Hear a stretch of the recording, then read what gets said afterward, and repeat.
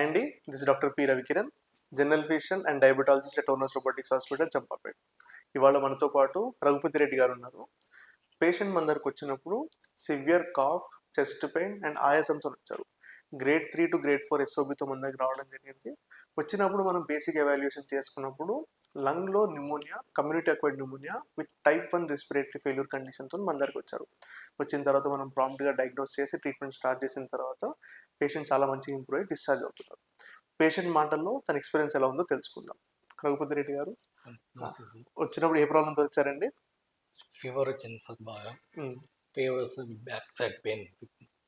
అయితే మీరు స్కాన్ చేశారు, సిటీ స్కానింగ్ చేశారు. మీరు స్కాన్ చేసినప్పుడు లంగ్స్ న్యూమోనియా, లంగ్స్ ఇన్ఫెక్ట్ అయిందని తెలిసింది సార్.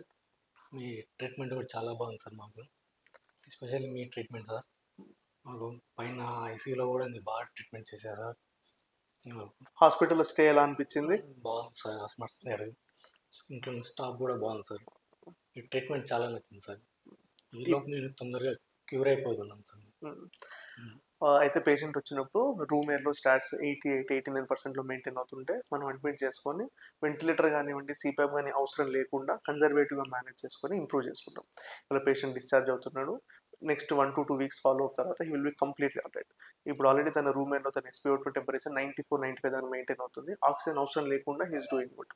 సో ఇలానే మనం కంటిన్యూ చేసుకుంటే ఒక 2 weeks will completely improve and will come back to his normal life.